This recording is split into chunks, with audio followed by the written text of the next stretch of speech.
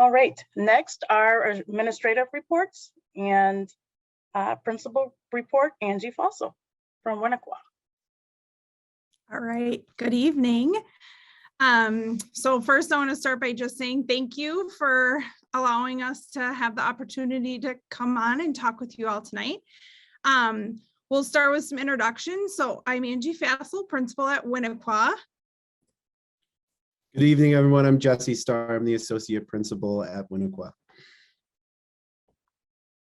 Hello, everyone. I'm Jenny Fonner, a third grade teacher at Winnequah. Hi, I'm Mindy Boyd, a second grade teacher at Winnequah. And I'm Jenny Koski, TOSA teacher on special assignment at Winnequah. All right, so Jesse, can you present? We wanted to just kind of take a little bit of different approach to our presentation tonight.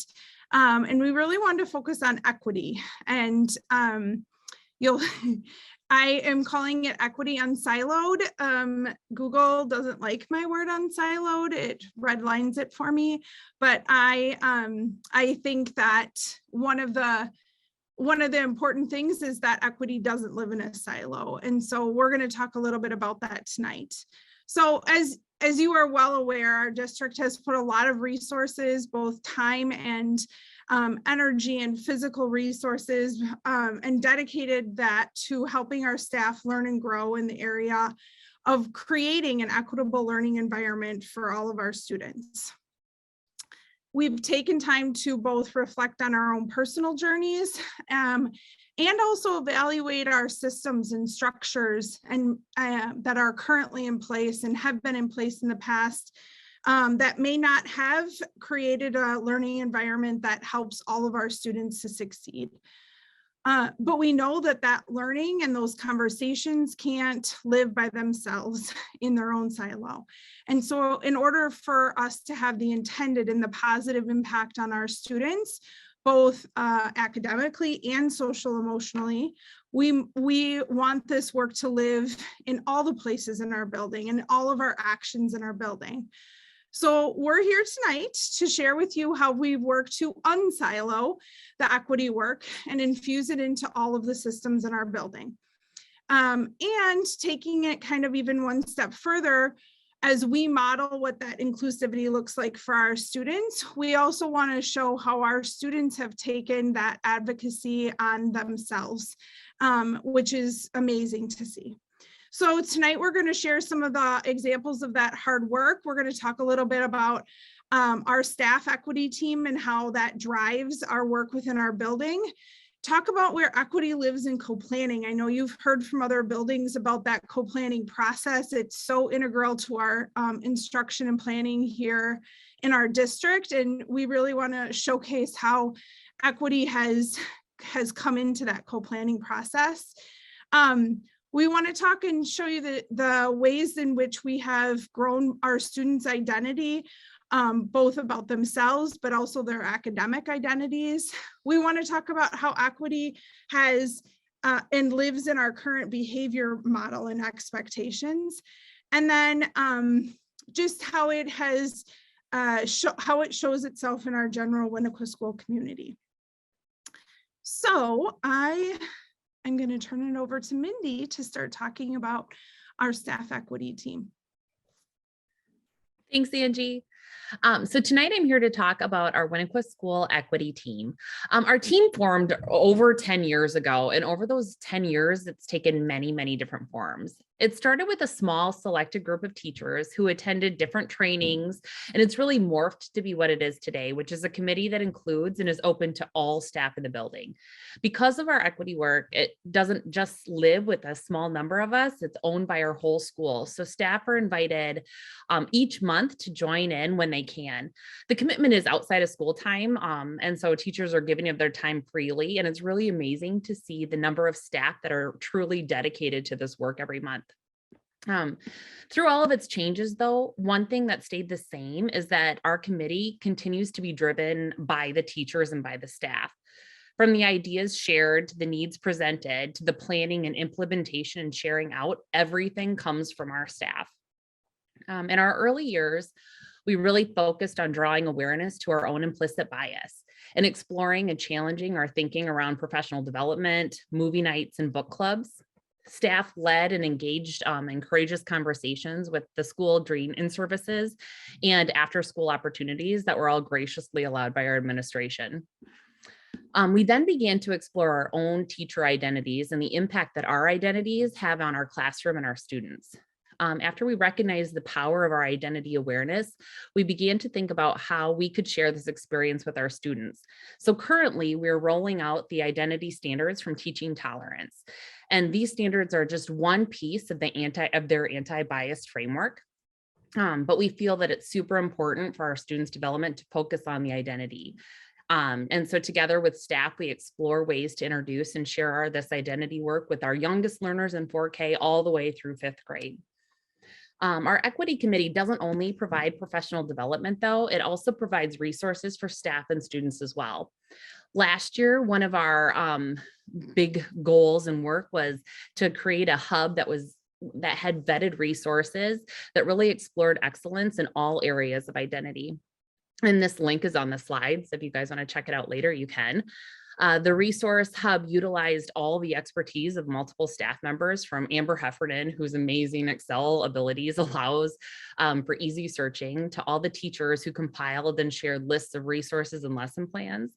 The document is super useful and is a go-to resource for teams to use during their C3 planning, and has been a great reminder to keep equity at the center of our conversations. Our team didn't stop there, though.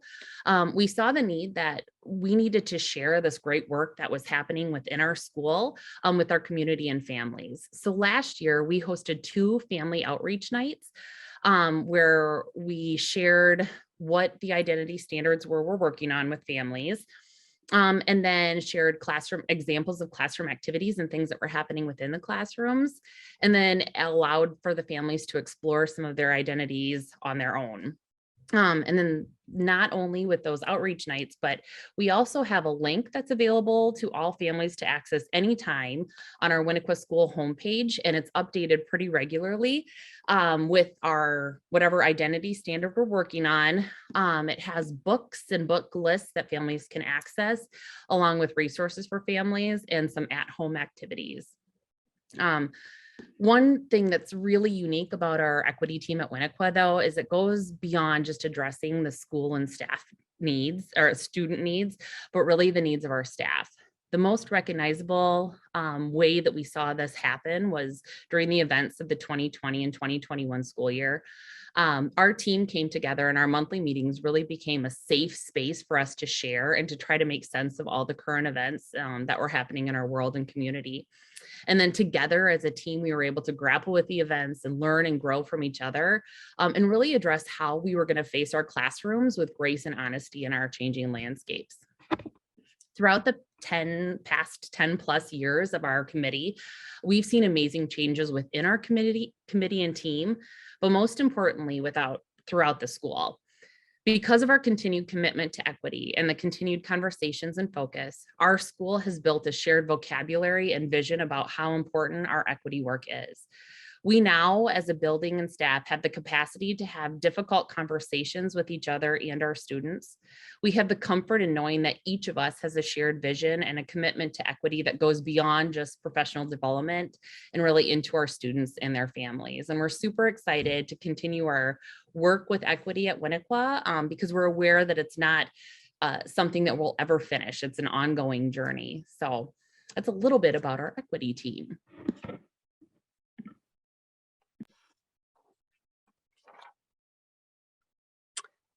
All right, next we're going to move into talking about co-planning, and I'm going to start out with just the first part of it, talking about our morning and class meetings that happen on a daily basis in every classroom. Our student services team does an amazing job providing weekly morning meeting plans for teachers. These meetings are an engaging way to start each day. They build a strong, inclusive classroom community and sets children up for success socially and emotionally. Through these meetings, students are learning about each other, building relationships, working together, learning SEL skills and tools, forming their own identities, and learning about diversity and other cultures related to social justice. Incorporating all of these skills has had such a positive impact on students' well-being, and that in turn gets them ready to learn. So we also start our co-planning time discussing some of this SEL and morning meetings.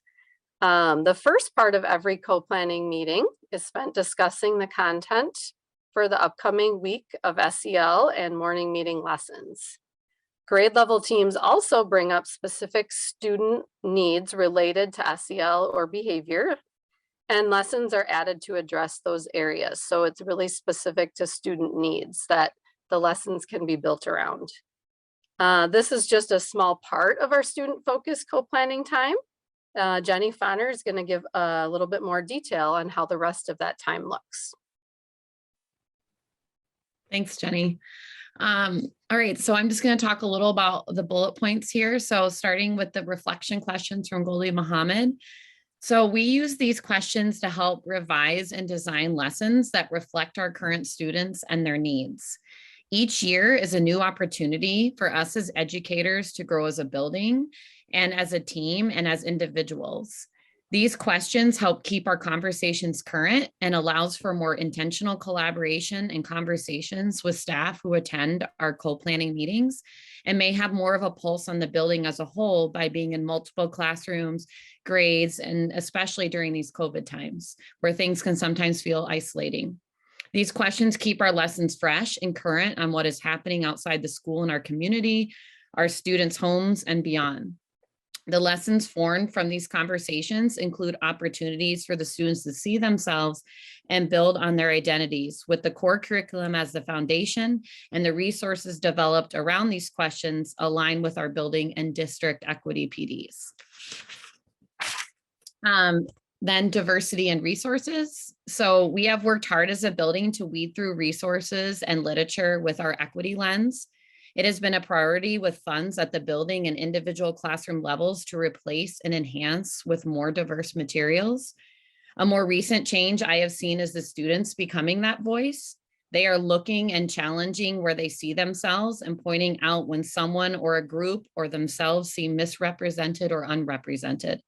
Students want to see people who look like them doing things and experiencing things and dreaming of things that they are or want to do. Today, a student saw themselves represented in a story, accomplishing a goal and a dream that they currently have. They saw someone who looked like them become an astronaut, Ronald McNair, and he said, I can do that too. This was part of a lesson on a standard on asking and answering questions with a mentor text chosen with that connection to the student's interests and goals in mind. Another was a group of students advocating for more books on famous African Americans that weren't athletes or performers, but inventors, after reading a core curriculum text on Elijah McCoy. This led into a research project as a grade level, which in turn increased the books and materials on that topic and further diversified our collections. These are just two examples on how bringing in diverse resources and building on students' needs, voices, and interests grew their identities and allowed them and us to learn from each other as we never had before. Student identity. We started the last couple of years teaching around the identity standards that Mindy mentioned. And because of this work, we saw buy-in from the beginning from the students and an openness to share and be vulnerable as a class and a grade. This is a result of the work and learning we have done as a staff around identity and that students have experienced as a result of that work through the morning meetings that Jenny mentioned, SEL and subject lessons, etc. I think you will find children are more willing and enjoy talking and sharing about themselves, but the work we have done as educators and people has helped create those environments for vulnerability and sometimes difficult yet powerful conversations. The more both teachers know about their students and the students themselves and their classmates, the more student-focused lessons are created and designed by teachers and staff. You will hear some more examples of those, of that work in the next slides from some of our amazing staff members. And then finally, student-focused planning. In third grade, as part of our social studies curriculum, we learn about taking a stand, using our voice for change, advocacy, and peaceful protesting. Each year, these conversations and lessons may begin the same, but each year it evolves and grows into something the students want to take a stand for. I always start by asking, what would you take a stand for? We use that in our planning around the standards and what project could lead this, what project could, sorry. I start by asking, and then we use that in our planning around the standards and what project could this lead into, and how as a teacher and staff can we support them in this learning. Our students are at the front of our minds when planning, and we spend time getting to know our students. Our co-planning continues to change and support what the students need right now in front of us and what they currently need. We learn and grow together as a team, building in classroom, and as it says, the students are our focus. So we do have some examples here tonight from a few different teachers. We did have them pre-record, so I'm going to be sharing some videos here of some examples of how student identity is shown throughout our hallways and throughout our schools. So if you could just give me a thumbs up after I play the video, if you're able to hear the audio. If we're not able to get the audio to work, we can talk about these slides a little bit more in detail. We are going to be starting off by hearing from Ms. Dyer on some of these identity banners from her class. Hello, MG School Board members. My name is Barb Dyer, and I am a third grade teacher at Winnequah. Getting to know our students and building strong relationships with them are the most important aspects of teaching. From the very first day, teachers play getting to know you activities to begin building a classroom culture of kindness, empathy, and safety. Beyond these activities, in third grade, we have students create an identity collage. At first, students fill it with their favorite foods, their favorite sports, and of course, their favorite video games. But as we dive deeper into their identities, students discover that there is so much more that makes them who they are. Students realize the importance of families, traditions, heritage, and culture, and how each of these influence their identities. The students then add these identities to their collages. Next, we have the students create an identity banner using their collages.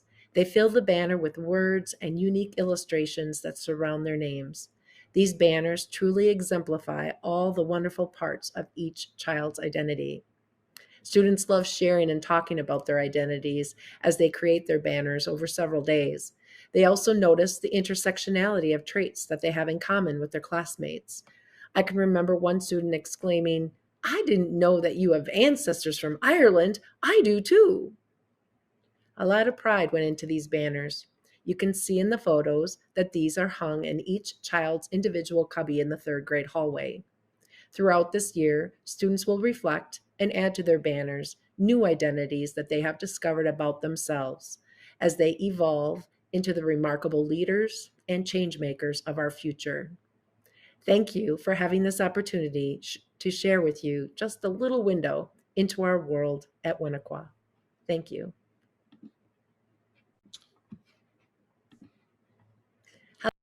Next, we will hear from Ms. Drabick, a fourth grade teacher here at Winnequah, on her identity poems. Hi, my name is Sierra Drabick, and I teach fourth grade at Winnequah. I wanted to share a bit about the identity poems our fourth graders create at the beginning of the year.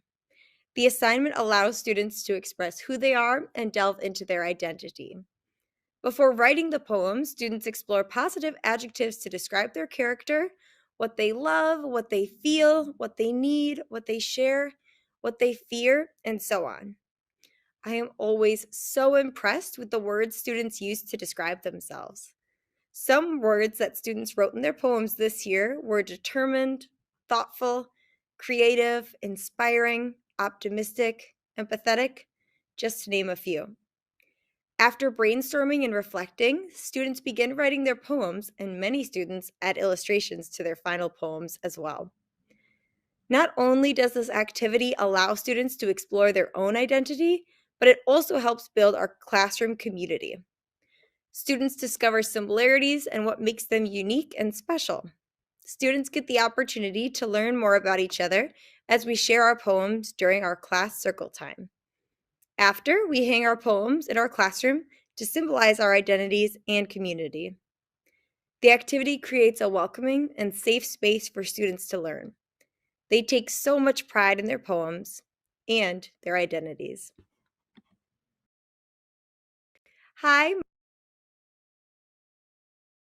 And finally, we will hear from Mr. Nick Garcia, one of our art teachers, on his clay art projects. Hi, my name is Nick Garcia, and I am one of the art teachers here at Winnequah, the other art teacher being Jen Goodenough. And we have been working with fifth grade students this year on a clay project about their personal memories.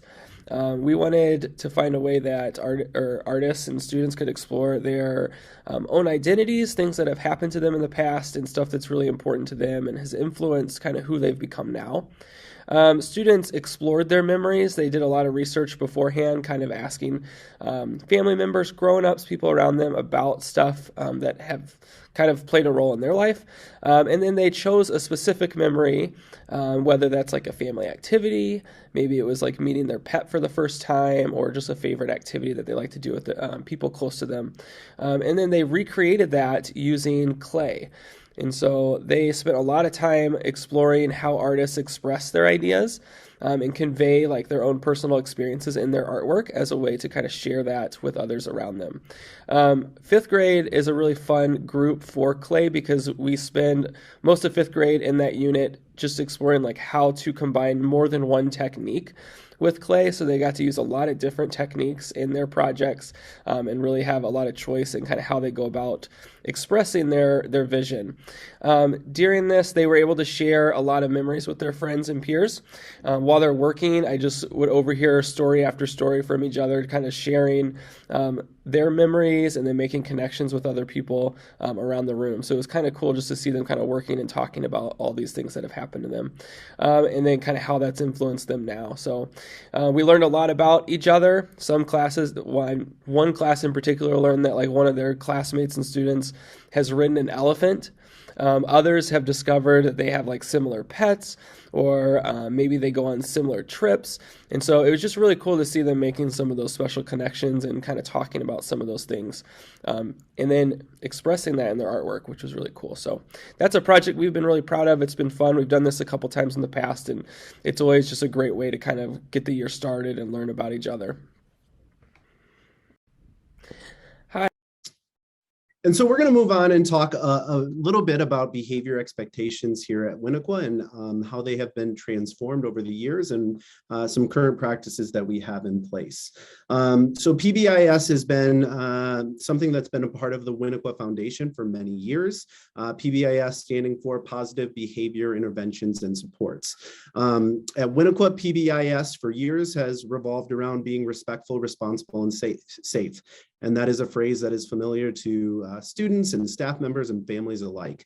And one of the first things that, that Angie and I did this summer when I started was to look at PBIS through a different lens, and specifically looking at it through a lens of equity, looking at it through a lens of restorative justice that our district and our school has been doing a lot of work recently. And as we took time to look more deeply at PBIS and the systems in place, we found it to be a system that needed some work. It was a system that had its flaws and had many different areas that we knew we could improve in. So what we found in its current format was a system that wasn't inclusive to all members of our school community and had many components that fell out of line with both our school and our district goals. A major part of the PBIS system here at Winnequah involved tickets, an individual ticket award system. And not only was that ticket system hard to manage clerically, with the number of tickets needed to be printed, with awards needed to have, we also found that our students were being motivated by the tickets itself and not being intrinsically motivated by doing what's right and doing what's right for the right reasons. And for that reason, we decided to take a different approach for this school year. And this year we decided to focus on safety. Both physical safety throughout the school, but also emotional safety. And so it really started at in-service this year with our teachers, and we asked them to compile the list of school rules that we had. And we had this big, long list of the do's and don'ts of what you do and don't at school. And then we talked about safety. We talked more about emotional safety and physical safety, while also talking about equity and talking about restorative justice. And then we asked our teachers to reflect on those rules of the school. And we actually had highlighters that day, and we said in green, highlight those rules that are important, that we need to keep. In yellow, think about those ones that maybe we could get rid of, or maybe we can reword. And what are the red ones? What are the ones that we can get rid of? Which ones are mostly compliance based?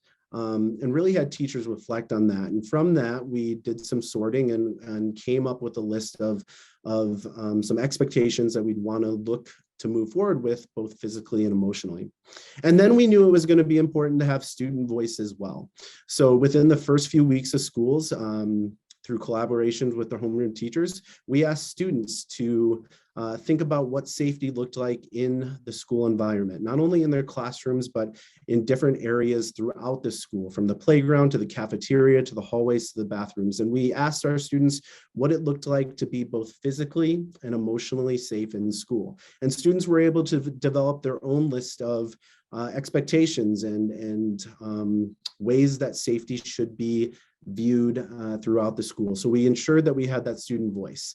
And from those two lists, from both the staff and the students, we were able to create our Winnequah school matrix that I'll show on the next slide. That matrix is what we use today in having conversations with students, with peer mediations, in restorative conversations with students, and in communications with families.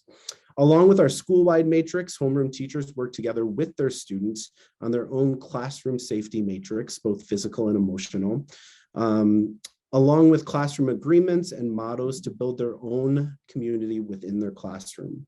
And while we did away with the ticket system, with the PBIS, with the old PBIS system, we still wanted a way that we could reward great behavior. But we wanted to look at it in the lens of a school community, and how can we do that as a whole school, a whole Winnequah community, from our PK4 program all the way up to our 5th grade classrooms. So Jenny Koski is going to talk a little bit more. I'm going to show the behavior matrix, and you'll have a copy of this as well.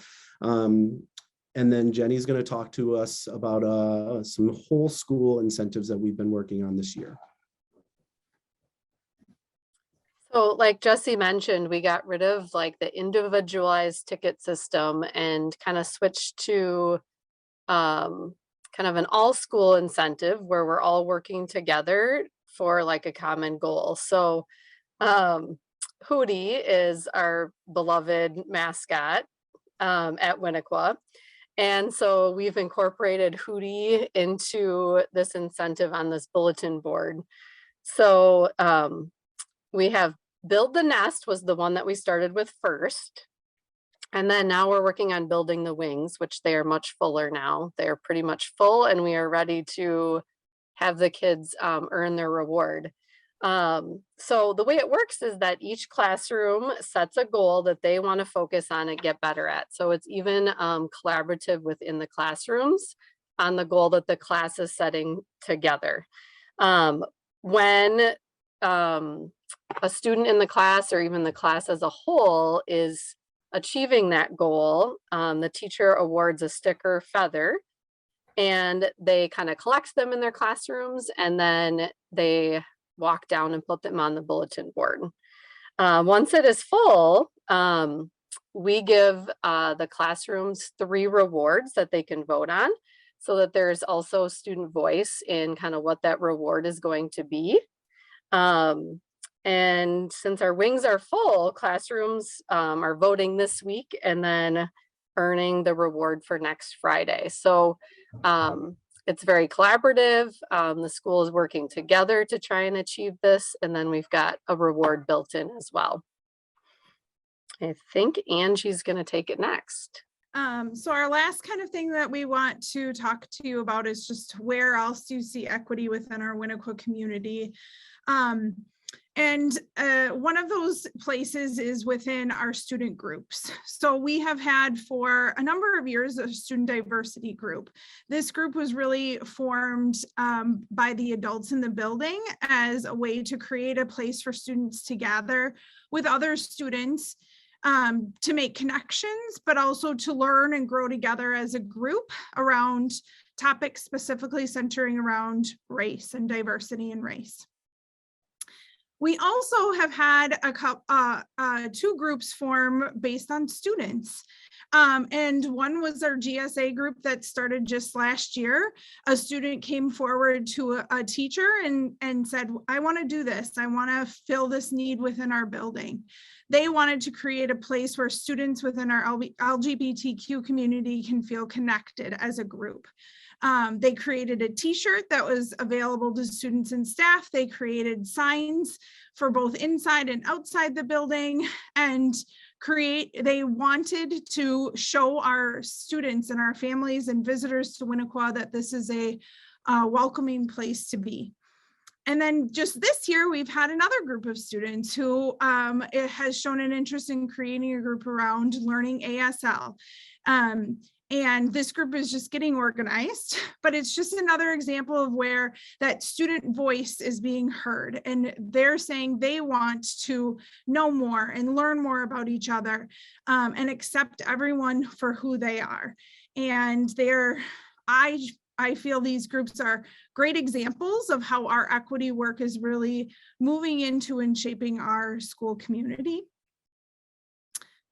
And then Jenny, do you want to tell a little bit more? I know Dan mentioned at the beginning about our all school read too, but Jenny can share a little bit more. Yeah, so we have this going on right now. We've done an all school read several times at Winnequah, and it's really been an amazing experience on so many levels. First, having everyone read the same book at the same time has been the perfect opportunity to build school community. It's added excitement, engagement, and joy around reading. It's also another way to mesh our equity and social justice focus into another area that all students are benefiting from. Our reading teachers really put a lot of thought and time into researching and picking a book that's going to fit a wide range of grade levels, since we have 4K through 5, but also trying to pick something that allows for windows and mirrors. I think that fits really well with talking about literature and having students be able to see themselves, but also see the world around them and how they're interacting with that. So this year our book is Dragons in a Bag. It's a fun fantasy adventure with many life lessons about the meaning of family and the value of friendship, bravery, and perseverance. So really, it's been a great start. We did a fun intro video with staff around the school to get students excited to read. Hootie delivered all the wrapped books in a bag, and then the bag's going to be part of kind of an end of book project that each class is going to do. So it's just another way that we've created community around Winnequah. Thank you, Jenny. And as we wrap up and just reflecting about how far we've come and where we are going, being ingrained in the work and being a part of this community, sometimes it's easy to lose focus and to know how far we've come. And I can tell you, just sitting here tonight and being part of this and preparing for this presentation, it's had a great opportunity to reflect on all of the amazing things that are happening in our hallways every day. And we know that COVID has made this a little more difficult. Typically, Winnequah has been a community school where parents and families have been invited in and they can see this a little more easily. But we do have countless examples that this is being communicated through families and students. And I can tell you my own own reflective story that I had just a couple months ago. I had a chance to have my wife and my son come visit Winnequah for the first time. It was on a weekend that we were up here looking at houses. And as I was walking my son through the hallways, my wife was kind of behind me and she was taking pictures throughout the school. And I didn't really think too much of it until she shared the photos with me later. And what she was taking pictures of was various posters and charts and examples like student banners that you'd seen before. And just seeing her perspective of the environment that we are providing to students every day and how different that was from her own educational experience and educational experiences that she knows in other school districts. And so, you know, it was kind of eye-opening for her to have that great perspective of an amazing community. And I think what she took away most was how, you know, a student can feel so comfortable at our school to be celebrated and be uniquely themselves. And that's something that we're able, that if we take the time to walk through the hallway and stop and pause and hear student conversations, that we are seeing all the time, that we are seeing students being comfortable with being themselves, whether that's in the books that they're reading or the conversations that they're having at the lunch table, or even by the way that they dress and feel comfortable in their own skin here at Winnequah. There's countless examples every day where they're comfortable to be themselves. And like Angie just mentioned, they're becoming advocates, not only for themselves, but for others. They want to learn more about their peers and the differences and the different backgrounds, and they want to advocate for them and create groups and clubs to celebrate and to become allies to these student members as well. Angie, you want to close this out? Yeah. So I'll just share too, we have allocated a lot of resources the last several years to making sure that the resources that we have for students, both in the classroom and outside, provide those mirrors and doors for students. Mirrors where students can see themselves, but doors and windows for them to see and learn about students who are different from them. We have as staff take a close examination of those, but we also have noticed our students are saying, this is what we want. We want to see this. We'd like to see some books around that. And again, that's just another example of the students speaking up and being advocates for the equity within the classrooms. Obviously, our ICS work has been instrumental in helping not only make these big systematic changes that we needed to make to create a more equitable experience, but it's also been a pathway towards our own reflection and our own conversations and dialogue around best practices, both in instruction and in interactions with our students, with our families, and with each other.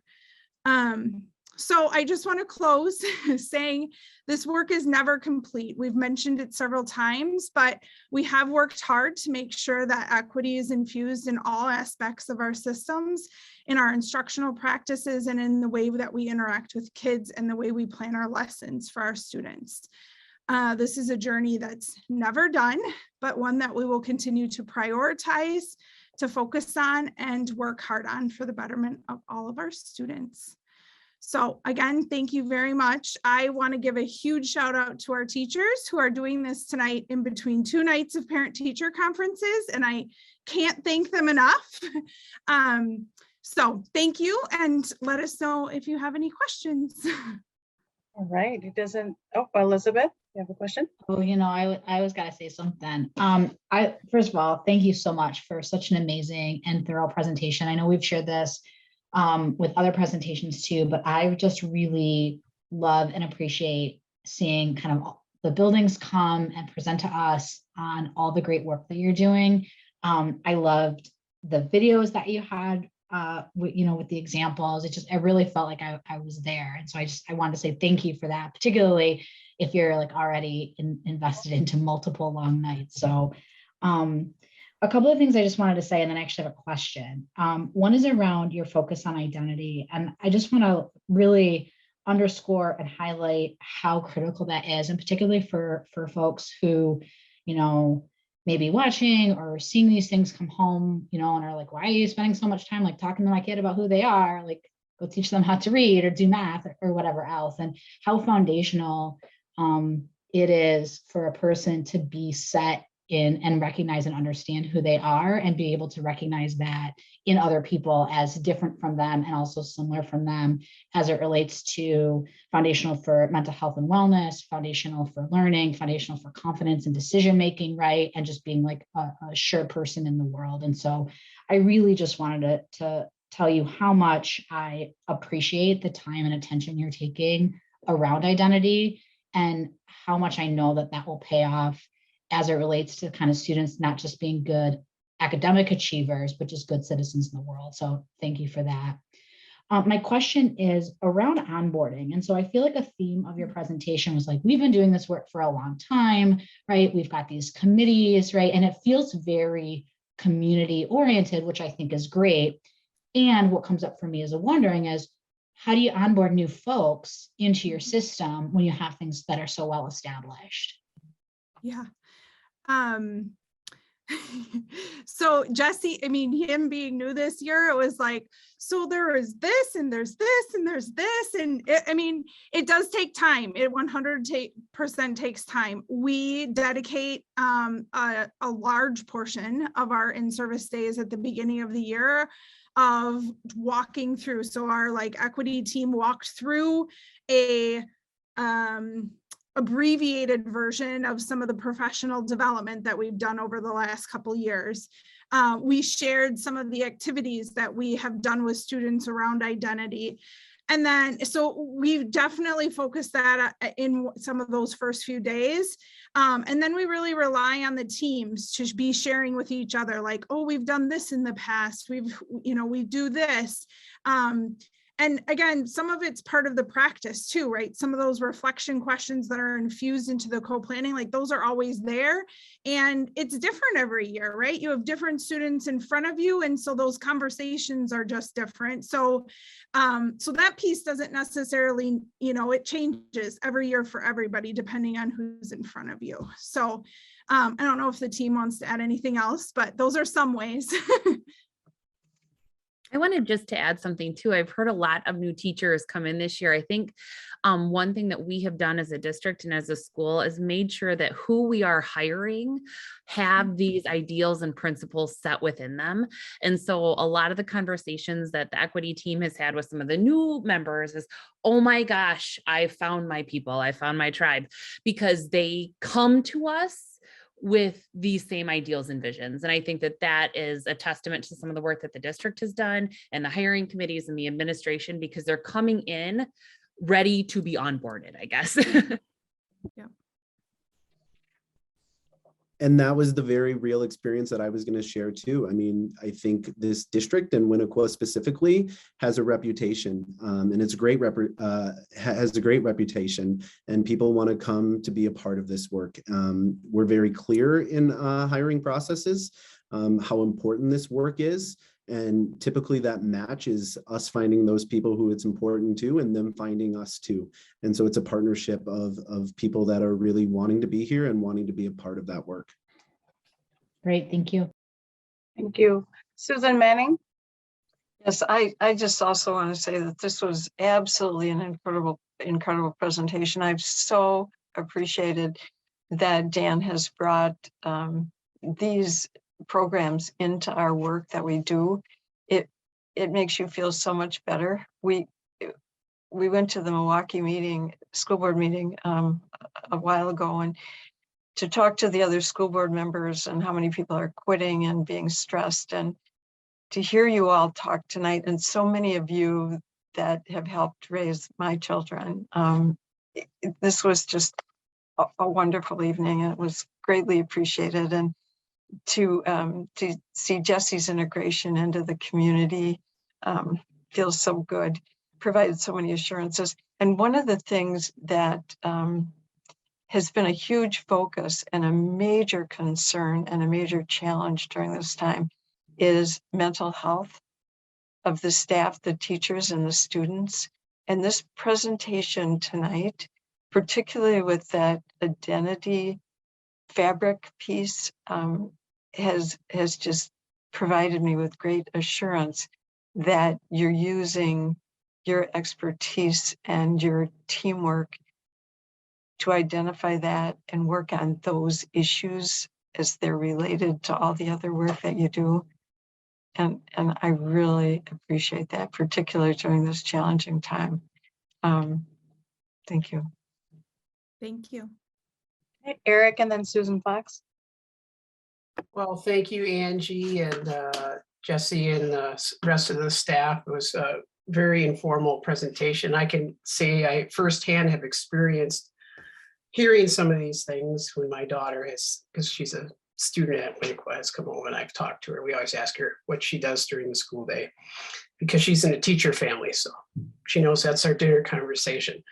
And I just have to say, from a reflective point of myself, I think, and Elizabeth brought this up about, why aren't we teaching about reading, math, and writing? And that is my first concern at all times, usually. So I think generationally, we have to remind ourselves that our children are not, living in a world that we were living in when we were growing up. So there is constant change happening all the time. So it's easy to say, why aren't we doing the things that we did when we were in school? And I think if we just take a step back and remember, that's exactly what our parents were saying. So in order to kind of evolve, we need to have an open mind. And that is tough for me, I'll admit, as a parent. It's tough for me to understand that. But I will say, I have heard my daughter speak exactly about what you just presented and give me concrete examples and even question myself on what I've thought. So the growth in learning is definitely present and noticeable. So I really appreciate the effort that the school and the district is putting into that. Even if I'm struggling myself as an older generational person, adapting to that. So. Thank you, Eric. Thank you, Eric. Susan Fox. Yeah, I also really appreciated hearing the affirmation of the changes we've made in our hiring process, hearing that is working and you're getting the kinds of people who are more, willing to buy into this, and not only willing to buy in, but excited about it. That's really good to hear. I guess, and the other thing is, I thought your whole presentation, I did just such a good job about kind of getting at what Eric was just talking about, at explaining how important this is. And we always talk about how you can't really have the successful academics without the engagement of kids. And all of this work, it's another, because I think there sometimes is a misunderstanding when we use the word equity and we talk about doing this work among some parents thinking, well, is this going to benefit, is this now going to focus on just certain kids, maybe at the expense of my kids? And you just did such an excellent job of just explaining all the kinds of work that you're doing and making it so clear that it's just such excellent developmental work for all kids, which I think we all know, but sometimes that gets lost in the conversation. So I really appreciate that part. I hope some parents are watching this tonight and that you can present it kind of in a similar way with parents as well. I mean, I just think it's really, it was just a nice pulling together of a lot of the work that you're doing. And I'm sure there's even more. So thank you very much. Thank you. Okay, it doesn't appear to be any other questions. I just want to echo the same things that my fellow board members are saying. This was a phenomenal presentation, and it's truly evident that you are passionate about your work. Our children are very lucky. So thank you again to the entire Winnequah staff, and hopefully you'll get some rest after this. So thank you again. Thank you, everybody. Have a good night.